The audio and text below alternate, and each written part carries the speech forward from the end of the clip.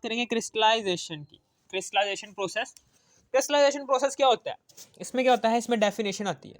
सबसे पहले तो क्रिस्टलाइजेशन प्रोसेस की डेफिनेशन होती है कि crystallization is the removal of a solid from its solution by increasing its concentration above the saturation point in such a manner that excess amount of solute separate out in the form of crystals। वो क्या कह रहा है मैं उर्दू में कह देता हूँ आपको। ये क्रिस्टलाइजेशन की डेफिनेशन थी, ये मैं उर्दू में बता देता हूँ कि crystallization is the removal of a solid, यानी कि एक सॉलिड की रिमूवल फ्रॉम इट सॉल्यूशन, जिस सॉल्यूशन में वो सॉलिड एग्जिस्ट कर रहा है उस सॉल्यूशन में से उस सॉलिड की रिमूवल को कहते हैं by increasing its concentration above the saturation point.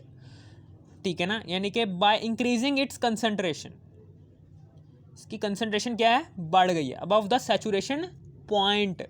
यानी कि सैचुरेशन पॉइंट एक ऐसा पॉइंट होता है कि जिस पर मज़ीद सॉल्यूट सॉल्वेंट के अंदर हल नहीं हो पाता, हम उस पॉइंट को कहते हैं, उसका पॉइंट को कहते हैं सैचुरेशन पॉइंट। इन्स कहते हैं by increasing its concentration by above the saturation point. ठीक है ना, बाय इंक्रीजिंग इट्स कंसंट्रेशन, ठीक है ना, सॉलिड की जो उनकी कंसंट्रेशन है वो सैचुरेशन पॉइंट तक रखनी है। ठीक है ना, यानी कि एक ऐसा पॉइंट कि जहाँ पर ये सॉलिड सॉल्यूशन के अंदर, ठीक है ना, मज़ीद हल ना हो सके, उस पॉइंट को कहते हैं सैचुरेशन पॉइंट। ठीक है ना, that excess amount of solute separate out in the form of crystals, that excess amount of solute separate out in the form of crystals, यानी कि that excess amount of solute। अब फिर उसके बाद हमने, ठीक है ना, सैचुरेशन पॉइंट पर आ चुके हैं। ठीक है ना, यानी कि एक ऐसा पॉइंट कि जहाँ पर सॉलिड जो सा है, हम सॉल्वेंट के अंदर सॉलिड को हल तो कर रहे हैं, लेकिन सैचुरेशन पॉइंट के ऊपर, सैचुरेशन पॉइंट एक ऐसा पॉइंट होता है कि जहाँ पर सॉलिड मज़ीद सॉल्वेंट के अंदर हल नहीं हो पाता, जहाँ पर मज़ीद सॉल्यूट सॉल्वेंट के अंदर हल नहीं हो पाता, उस पॉइंट को कहते हैं saturation point. That excess amount of solute separate out in the form of crystals. ठीक है ना, तो फिर क्या होता है, जब सैचुरेशन पॉइंट आपको मिल जाए ना, तो फिर उस पॉइंट के बाद आपको आपके क्रिस्टल्स मिल जाएंगे उस सॉल्यूशन में से। ठीक है ना, वो कैसे मिलेंगे आपको पता चल जाएगा, वही लिखा हुआ है that excess amount of solute, कि बहुत ज़्यादा मिकदार में आपको सॉल्यूट मिलेगा। ठीक है ना, in the form of crystals में, क्रिस्टल्स की शक्ल में आपको बहुत ज़्यादा अमाउंट में सॉल्यूट मिलेगा। ठीक है ना, जब आप सैचुरेशन पॉइंट तक पहुंच जाएंगे किसी भी सॉल्वेंट की। ठीक है ना, समझ आ गई, वो ये मैंने आपको उर्दू में बताया, अब समझ आ गई। अब मैं सैचुरेशन पॉइंट की बात करने जा रहा हूँ कि सैचुरेशन पॉइंट होता क्या है। कि फॉर एग्जांपल ये है जी, एक बीकर है, बीकर के अंदर सॉल्वेंट है, इस सॉल्वेंट के अंदर हम डिज़ायर्ड कंपाउंड डालते हैं, यानी कि एक ऐसा सैंपल डालते हैं कि जिसके हमने क्रिस्टल्स बनाने हैं। ठीक है ना, उस सैंपल को हम इस सॉल्वेंट के अंदर डालेंगे। ठीक है ना, और एट रूम टेम्परेचर पर ये डिज़ोल्व हो जाएगा। ठीक है ना, एट रूम टेम्परेचर पर हम इस सैंपल को जो कि इस सॉल्वेंट के अंदर मौजूद है, जिसके हमने क्रिस्टल्स बनाने हैं, एट रूम टेम्परेचर पर हम इस सॉल्वेंट को हिलाते जाएंगे और ये सॉल्वेंट जो सा ये सॉलिड को अपने अंदर हल करता जाएगा। लेकिन एक वक्त ऐसा आएगा कि सॉल्वेंट जो सा होगा वो सॉल्यूट को, जो सा आप सैंपल यूज़ कर रहे हैं, उस सॉल्यूट को अपने अंदर हल नहीं कर सकेगा, उसको अपने अंदर हल नहीं कर सकेगा, यानी कि वो हल ही नहीं कर सकेगा। ठीक है ना, तो फिर अब क्या होगा कि मोर सैंपल ऐड। ठीक है ना, तो आप क्या करेंगे, अब मज़ीद सैंपल को ऐड तो करवाएंगे, लेकिन ऐड हाई टेम्परेचर। ठीक है ना, मोर सैंपल ऐड करेंगे at room temperature not dissolve. जब मोर सैंपल, आपने मज़ीद सैंपल ऐड तो किया है रूम टेम्परेचर पर, लेकिन वो डिज़ोल्व नहीं हुआ, तो फिर अब क्या करेंगे, अब हीट देंगे। आप क्या करेंगे, अब इस सॉल्वेंट को नीचे से हीट देंगे, हीट अप करेंगे। फिर उसके बाद क्या होगा कि सॉल्वेंट के मॉलिक्यूल्स की काइनेटिक एनर्जी बढ़ जाएगी और वो क्या करेंगे, वो मज़ीद सैंपल को अपने अंदर हल करने की ताकत रखेंगे। ठीक है, मोर सैंपल डिजोल्व हो जाएगा। जब आप हीट एनर्जी देंगे, नीचे से हीट करेंगे सॉल्वेंट को, तो वो मज़ीद सॉल्वेंट अपने अंदर वो कर देगा, सॉल्वेंट को अपने अंदर मज़ीद डिजोल्व कर देगा एट दैट टेम्परेचर। इस टेम्परेचर पर क्या होगा, मोर सैंपल नॉट डिजोल्व। ठीक है ना, इस टेम्परेचर पर क्या होगा कि मोर सैंपल नॉट डिजोल्व। ठीक है ना, और फिर एक ऐसा टेम्परेचर आ जाएगा, ठीक है ना, यानी कि टेम्परेचर देते जा रहे हैं और सैंपल हल होता जा रहा है, लेकिन एक वक्त ऐसा आएगा, एक टेम्परेचर ऐसा आएगा, यानी कि एक वक्त ऐसा आएगा कि जब मज़ीद जितना मर्जी टेम्परेचर बढ़ा लें, लेकिन फिर भी सैंपल जो सा है वो सॉल्वेंट के अंदर हल नहीं होगा।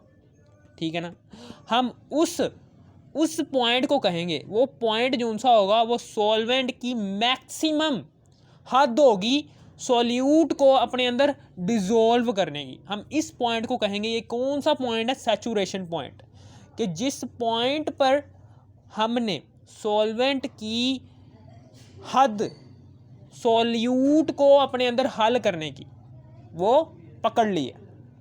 समझ आ गई? ठीक है ना, फिर उसके बाद that point are called above the saturation point. That point are called above the saturation point. हम इस पॉइंट को कहते हैं सैचुरेशन पॉइंट या फिर और सुपर सैचुरेटेड पॉइंट। हम इस पॉइंट को कहते हैं या तो ये सैचुरेशन, इस पॉइंट को हम सैचुरेशन पॉइंट भी कहते हैं, ठीक है ना, सैचुरेशन पॉइंट कह लो या फिर सुपर सैचुरेटेड पॉइंट कह लो, इन दोनों में से कुछ भी कह सकते हो। सुपर सैचुरेटेड पॉइंट कह लो या फिर सैचुरेशन पॉइंट कह लो। ठीक है, समझ आ गई? यहाँ पर ये हो गया हमारा टॉपिक सैचुरेशन पॉइंट की, आपको समझ आ चुकी होगी। अब हम इसके प्रिंसिपल की तरफ जाते हैं। अब हम क्या कर जाते हैं, इसके प्रिंसिपल की तरफ जाते हैं। ठीक है ना, कि क्रिस्टलाइजेशन का प्रिंसिपल क्या है। अब उसके बाद सैचुरेशन पॉइंट आ गया, ठीक है ना, सैचुरेशन पॉइंट हमें मिल गया। अब हम इस सैचुरेशन पॉइंट के बाद हम क्या करेंगे, इस गर्म हुए इस तपते हुए सॉल्वेंट को हम क्या करेंगे, ठंडा करेंगे। ठंडा करने के बाद क्या होगा, इन सॉल्वेंट के मॉलिक्यूल्स की काइनेटिक एनर्जी क्या हो जाएगी, वो कम हो जाएगी। जैसे ही वो कम होगी तो जोन से उसके अंदर क्रिस्टल्स होंगे, जोन से वो सॉल्वेंट के मॉलिक्यूल्स की काइनेटिक एनर्जी कम होगी, तो फिर क्या होगा कि उसके अंदर जोन से हल हुए होंगे ना, क्रिस्टल हल हुए होगा सॉल्यूट, वो क्रिस्टल फॉर्म में तब्दील हो जाएगा। जाहिर सी बात है कि काइनेटिक एनर्जी कम हो रही है, काइनेटिक एनर्जी कम हो रही है, यानी कि मॉलिक्यूल्स की काइनेटिक एनर्जी कम हो रही है, उनकी स्पीड कम हो रही है। जैसे उनकी स्पीड कम होगी, ठीक है ना, जैसे उनकी स्पीड कम होगी तो फिर क्या होगा, तो फिर उनमें से यानी हल हुए जो उनसे सॉल्यूट थे वो बाहर निकलेंगे सॉल्वेंट के मॉलिक्यूल से, और वो बना देंगे क्रिस्टल बना देंगे, सॉलिड क्रिस्टल्स अपीयर। फिर हम कूल कर देंगे इसे, ठीक है ना। हम इसको कहते हैं, इस प्रोसेस को कहते हैं क्रिस्टलाइजेशन। पहले हमने सॉल्वेंट को एट रूम टेम्परेचर पर सॉल्यूट की मिकदार जितनी हल कर सकता था सॉल्वेंट की, फिर उसके बाद उसको टेम्परेचर दिया, बहुत ज़्यादा टेम्परेचर दिया, और फिर उसके बाद सॉल्यूट की मज़ीद मिकदार डाली, और फिर एक वक्त ऐसा आया कि जितना मर्जी टेम्परेचर देते जाएंगे लेकिन वो सॉल्वेंट जो सा होगा वो मज़ीद सॉल्यूट नहीं हल कर सकेगा। हम इस पॉइंट को कहेंगे सैचुरेशन पॉइंट। जब सॉल्वेंट सैचुरेशन पॉइंट को पहुंच जाए तो फिर उस वक्त इस बीकर को ठंडा करना है। इस सॉल्वेंट को ठंडा करने के बाद इस सॉल्वेंट को बना देना है क्रिस्टल फॉर्म में कन्वर्ट, ठीक है ना। ठंडा करना है। ठंडा करने के बाद क्या होगा, इसमें मौजूद जो उनसे सॉल्वेंट के अंदर मौजूद सॉल्यूट के पार्टिकल्स होंगे, सॉल्वेंट के मॉलिक्यूल्स के अंदर मौजूद सॉल्यूट के पार्टिकल्स होंगे, वो क्या बना देंगे, क्रिस्टल बना देंगे। वो क्रिस्टल बना देंगे और एक क्रिस्टल फॉर्म में हमें सैंपल जो उनसा था वो हमें मिल चुका है। इस तरीके से इसको कहते हैं, हम क्या कहते हैं, crystallization process. Solid crystals appear, ठीक है ना। अब इसका प्रिंसिपल क्या है कि solute should dissolve in a suitable solvent at high temperature, कि सॉल्यूट जो है वो should dissolve in a suitable solvent at high temperature, solute जो सा होगा वो शुड डिजोल्व करना चाहिए, सॉल्यूट को डिजोल्व करना चाहिए in a suitable solvent at high temperature, के सॉल्वेंट जो सा है solute should dissolve in a suitable solvent, कि सॉल्वेंट के जो सा आपने सॉल्वेंट चूज़ किया है सॉल्यूट के लिए, वो सॉल्यूट को एट हाई टेम्परेचर पर डिज़ोल्व कर ले और सैचुरेशन पॉइंट हमें आसानी से मिल जाए। पहला पॉइंट ये है प्रिंसिपल का क्रिस्टलाइजेशन के। दूसरा प्रिंसिपल ये है कि जब हम कूलिंग करें तो फिर लार्ज अमाउंट ऑफ क्रिस्टल हमें फॉर्म हो, ना कि कम अमाउंट फॉर्म हो, large amount of crystal form होनी चाहिए। वो जो सैंपल होगा उसके क्रिस्टल्स बने लेकिन कम मिकदार में नहीं, ज़्यादा मिकदार में, ठीक है ना, ताकि हमें फ़ायदा ज़्यादा हो। फॉर एग्जांपल ये देखें क्रिस्टल कैसे बन रहे हैं। क्रिस्टल ऐसे बन रहे हैं कि हमने तपते हुए बीकर को ठंडा किया, ठंडे करने के बाद क्रिस्टल कैसे बने हैं कि हीटिंग सॉल्यूट, कि जब हमने सॉल्यूट को हीट किया था तो सॉल्यूशन मोर डिज़ोल्व, ठीक है ना, सॉल्यूशन ने मोर डिज़ोल्व किए थे, ज़्यादा अमाउंट में डिज़ोल्व किया था, यानी कि heating solution more dissolve not molecular level, ठीक है ना, कि जब हम हीट करेंगे हीटिंग सॉल्यूट किया था जब हमने, तो सॉल्यूशन तो हीटिंग के बाद भी सॉल्यूशन ने मज़ीद सॉल्यूट को अपने अंदर हल नहीं किया था, ठीक है ना। हल क्यों नहीं किया था? क्योंकि वो अब मज़ीद ताकत नहीं रखता, जितने सॉल्वेंट के मॉलिक्यूल्स थे वो अब इस्तेमाल हो चुके हैं, वो सारे के सारे इस्तेमाल हो चुके हैं, उन्होंने जितना हल करना था सॉल्यूट को अपने अंदर हल कर लिया। अब जितना मर्जी टेम्परेचर देते जाओ, जितना मर्जी सॉल्यूट डाले जाओ, लेकिन अब वो मॉलिक्यूल्स की ताकत ही नहीं है मज़ीद सॉल्यूट को अपने अंदर जज़ब करने की, ठीक है ना। इसको हम कहते हैं सॉल्वेंट की सैचुरेशन पॉइंट, ठीक है ना। अब मॉलिक्यूलर लेवल पर क्या होगा कि सॉल्यूट जो सा होगा वो सॉल्वेंट के अंदर हल हो चुका है। मॉलिक्यूलर लेवल पर सैचुरेशन पॉइंट पर हमें पता है कि सॉल्यूट सॉल्वेंट के अंदर हल हो चुका है। अब सॉल्यूट की सैचुरेशन पॉइंट पर क्या होगा कि सॉल्यूट की ज़्यादा से ज़्यादा मिकदार सॉल्वेंट के अंदर हल हो चुकी है। अब सॉल्यूट मॉलिक्यूल्स क्लोज, ठीक है ना, हमें पता है कि जैसे ही सॉल्यूट की ज़्यादा से ज़्यादा मिकदार सॉल्वेंट के मॉलिक्यूल्स के अंदर हल हो चुकी होगी तो फिर जो सॉल्यूट के मॉलिक्यूल्स होंगे वो एक दूसरे के करीब करीब आ जाएंगे। जाहिर सी बात है कि मैक्सिमम अमाउंट ऑफ सॉल्यूट हमने सॉल्वेंट के अंदर टेम्परेचर दे कर हला कर ऐड करवाई है, तो वही सॉल्यूट के मॉलिक्यूल्स जाहिर सी बात है कि फंस कर ही आए होंगे ना, ठीक है ना। ये ऐसा ही है कि जैसे कि एक बेंच के ऊपर 5-6 बच्चे बिठा दिए हो ज़बरदस्ती, ठीक है ना। अब जाहिर सी बात है कि अगर आपने सॉल्यूट इतनी ज़्यादा मिकदार में सॉल्वेंट के मैक्सिमम जितना वो सॉल्यूट को अपने अंदर हल कर सकता था कर लिया, अब सॉल्यूट के पार्टिकल्स क्या होंगे, एक दूसरे के करीब करीब आ चुके होंगे, ठीक है ना, एक दूसरे के करीब करीब आ चुके होंगे। अब जैसे ही हमने इसको ठंडा किया, ठीक है ना, जैसे ही हमने इसको ठंडा किया, वो जो उनसे करीब करीब आए हुए सॉल्यूट के पार्टिकल्स थे, वो जो उनसे करीब करीब आए हुए सॉल्यूट के पार्टिकल्स थे, वो ठंडा होने के बाद वही पार्टिकल्स जो कि क्लोज फॉर्म में एग्जिस्ट कर रहे थे इन सॉल्वेंट, वो तब्दील हो चुके हैं क्रिस्टल फॉर्म में, यानी कि सॉल्यूट मॉलिक्यूल्स जो कि क्लोज थे, सॉल्यूट मॉलिक्यूल्स जो उनसे थे, सॉल्यूट मॉलिक्यूल्स जो कि सॉल्वेंट के क्लोज फॉर्म में थे, जब जैसे हमने उसको ठंडा किया तो वही क्लोज फॉर्म में जो उनसे सॉल्यूट के मॉलिक्यूल्स थे वो ठंडा होने के बाद क्रिस्टल फॉर्म में कन्वर्ट हो चुके हैं, यानी कि अब सॉल्यूट मॉलिक्यूल्स क्लोज हुए थे, जैसे हमने सॉल्यूट मॉलिक्यूल्स क्लोज अटैचमेंट, जैसे ही हमने उसको ठंडा किया वही क्लोज अटैचमेंट तब्दील हो गई क्रिस्टल फॉर्म में।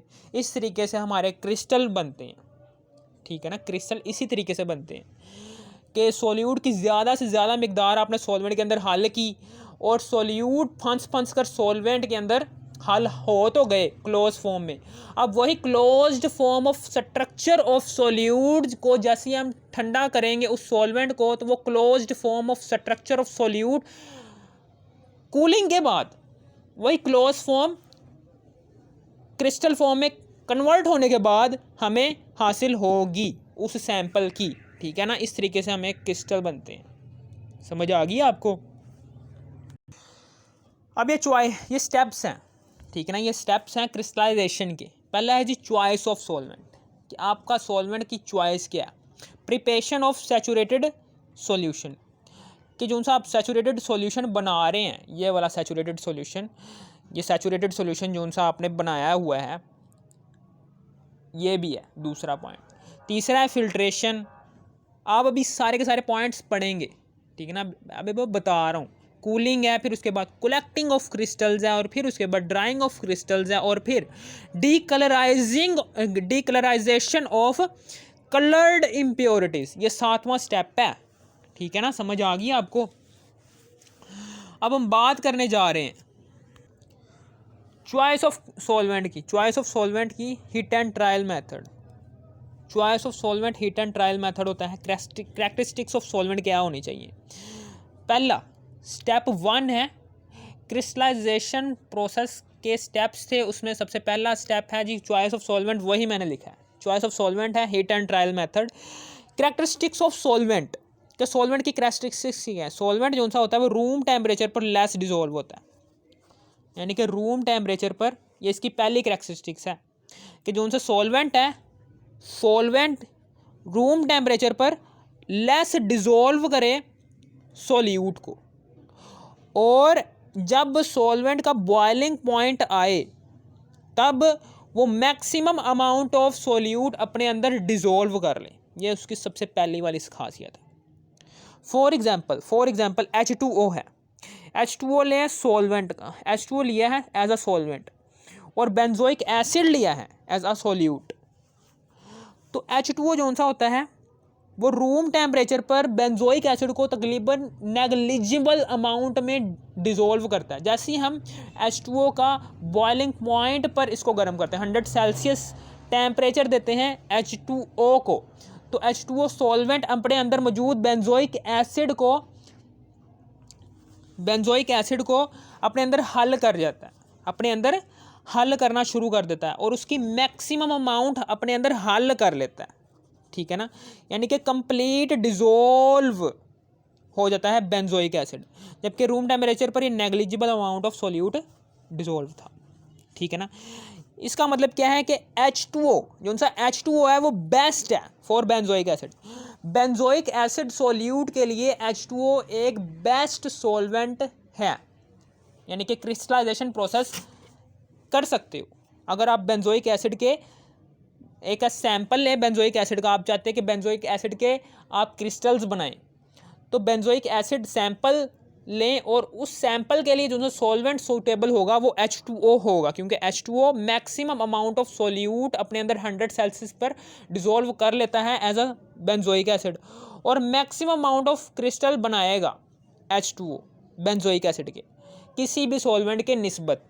H2O ज़्यादा बेंजोइक एसिड के क्रिस्टल बनाएगा, इसलिए हम H2O ही लेंगे, ना कि कोई और। वाई NaCl, एक सवाल आता है, why NaCl can not purify by crystallization. Why NaCl can not be purify by crystallization, यानी कि NaCl को हम क्रिस्टलाइजेशन के लिए क्यों, NaCl के क्रिस्टल्स क्यों नहीं बना सकते, ठीक है ना।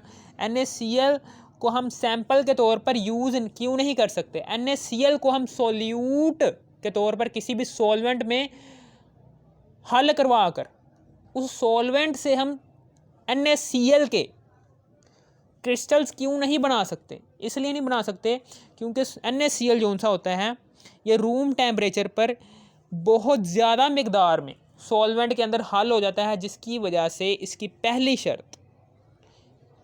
शर्त क्या थी कि लेस डिज़ोल्व हो, यानी कि सोल्यूट की मिकदार कम डिज़ोल्व वो सॉल्वेंट के अंदर, चूँकि NaCl जो सा है ये सॉल्वेंट के अंदर बहुत ज़्यादा मिकदार में डिज़ोल्व हो जाता है, ठीक है ना। इसलिए क्या होगा कि इसके क्रिस्टल्स क्या होंगे, इसके क्रिस्टल्स कम बनेंगे लेकिन कम बनेंगे, ठीक है ना। मैक्सिमम अमाउंट ऑफ क्रिस्टल्स नहीं बन पाएंगे NaCl के, इसलिए NaCl जो सा होगा वो क्रिस्टलाइजेशन प्रोसेस के लिए इसके क्रिस्टल्स नहीं बन सकते, क्रिस्टलाइजेशन प्रोसेस से NaCl के क्रिस्टल्स नहीं बन सकते, ठीक है ना। ये पहली कैरेक्टरिस्टिक्स थी, चॉइस ऑफ सॉल्वेंट की पहली कैरेक्टरिस्टिक्स हमने बता दिया। दूसरी कैरेक्टरिस्टिक्स ये है कि it should not react chemically with solute, यानी कि सोल्यूट के साथ ही केमिकली तौर पर रिएक्ट ना करे। मिसाल के तौर पर आपने एसिड सोल्यूट ले लिया है, सोल्यूट लिया है आपने एसिड, बेस लिया है आपने सोल्यूट लिया है आपने एसिड और जबकि सॉल्वेंट लिया आपने बेस। अब जब सोल्यूट और सॉल्वेंट आपने एसिड बेस लिया है तो आप इसमें रिएक्शन करके साल्ट, एक नई चीज़ बना देंगे, साल्ट बना देंगे, ठीक है ना। यहाँ पर तो कोई नई चीज़ नहीं ना बनी, यहाँ पर तो जैसा हमने पहले डाला था, ठीक है ना, सैंपल वही हमें क्रिस्टल फॉर्म में मिल गया है। लेकिन अब जैसे ही नई चीज़ बनेगी तो नई चीज़ बनी है, हमने सैंपल बेशक लेना है, HCl के हम क्रिस्टल्स बनाना चाहते हैं फॉर एग्जांपल, हमने उसके लिए सोडियम हाइड्रोक्साइड बेस ले लिया है, तो वो HCl क्या कर लेगा, वो सोडियम हाइड्रोक्साइड के साथ रिएक्शन करवा के सोडियम क्लोराइड बना देगा, एक साल्ट बना देगा, तो एक नई चीज़ बनेगी। अब नई चीज़ के क्रिस्टल भावें बनाओ या ना बनाओ, हमें चाहिए थे HCl के क्रिस्टल, ठीक है ना। तो वो नई चीज़ जो सी बन गई है, हम उसके क्रिस्टल तो नहीं चाहिए थे, इसलिए हमें रिएक्शन नहीं होना चाहिए, ठीक है ना। ऐसे सोल्यूट और सॉल्वेंट के दरमियान अगर रिएक्शन हो जाएगा तो नई चीज़ बन जाएगी, एसिड और बेस के दरमियान न्यूट्रलाइजेशन रिएक्शन होगा, ठीक है ना। दूसरी शर्त ये है कि बस आपने ये याद रखना है कि एसिड और सॉल्यूट और सॉल्वेंट के दरमियान रिएक्शन नहीं होना चाहिए। तीसरी चीज़ क्या है, it should not dissolve impurities, कि इम्प्योरिटीज़ को अपने अंदर डिजोल्व ना करता हो।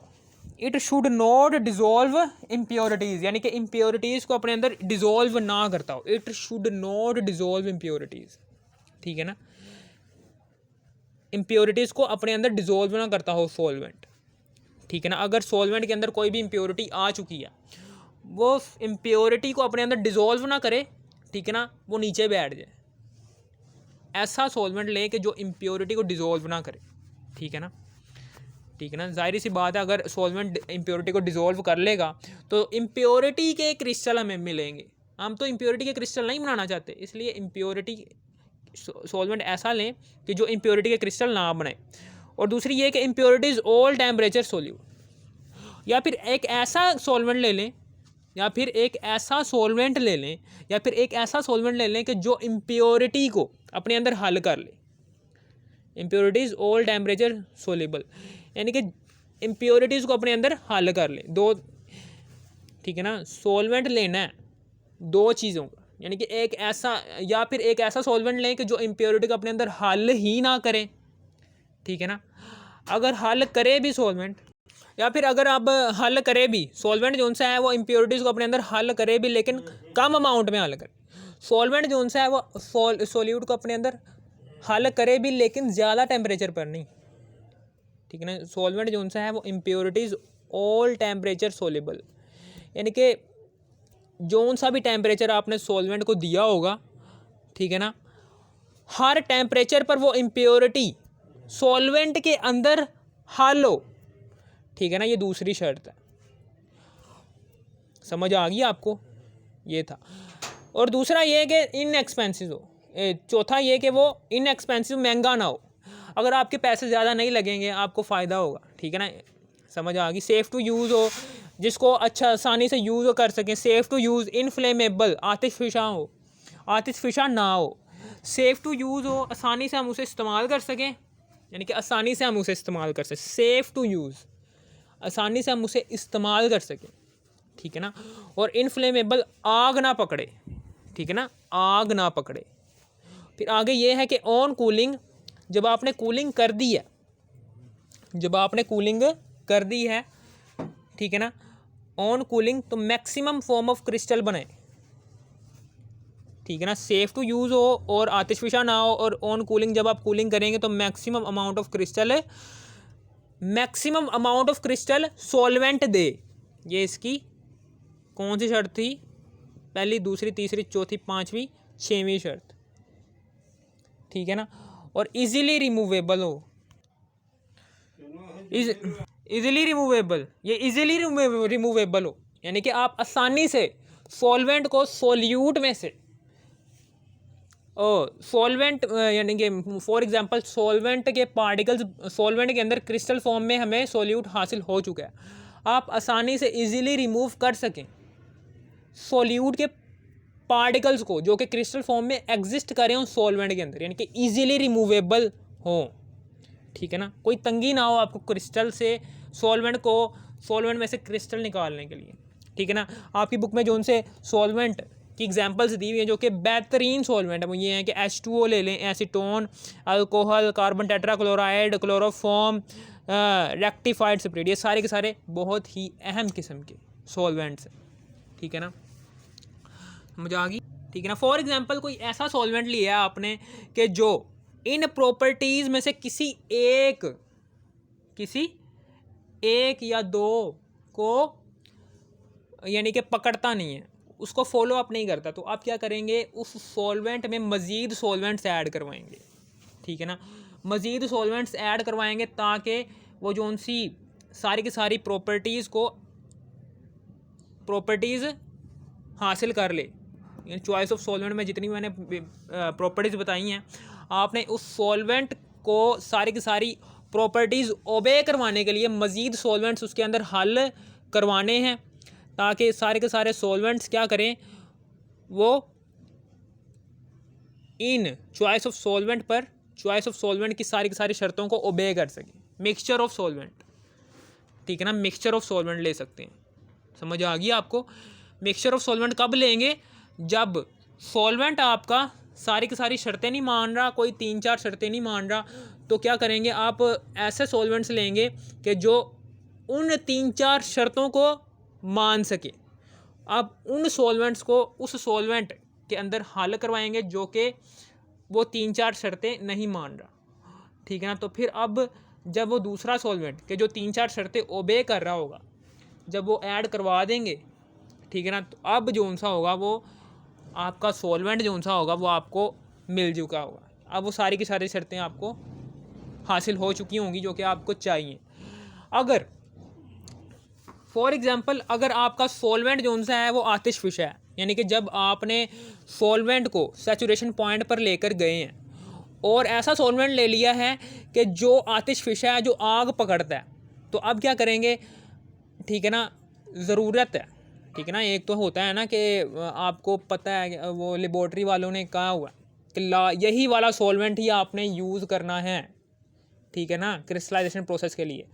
तो आपने लेबॉरेटरी वालों ने कह दिया कि जी ये सॉल्वेंट जो सा है ये क्या है, ये आतिशफिशा है, तो अब क्या करेंगे, अब वाटर बाथ देंगे, यानी कि वाटर बाथ क्या होता है कि वाटर बाथ क्या देंगे, यानी कि वाटर बाथ कैसे देते हैं कि ये है, ये पानी होगा, इसके अंदर बीकर रखेंगे और इसको गर्म करेंगे, गर्म करते जाएंगे, हीट करेंगे, हीट करते जाएंगे, ये वाटर बाथ, यानी कि वाटर के ज़रिए हमने उस सॉल्यूशन को गर्म करना है कि जिस सॉल्यूशन के अंदर हमने उस सॉल्वेंट को इस्तेमाल किया है जो कि आग पकड़ता है हीट करते वक्त, ठीक है ना, समझ आ गई आपको, ठीक है। वाटर बाथ के ज़रिए हमने उस सॉल्वेंट के इन फ्लेमेबल प्रॉपर्टी को ख़त्म कर देना, ठीक है, समझ आ गई आपको। इस तरीके से आपका ये टॉपिक हो गया क्लियर, ठीक है ना। अगर आपको इस वीडियो की समझ आ गई, इस वीडियो को कर दो लाइक और subscribe. Thanks for watching me, share भी कर दो, ठीक है।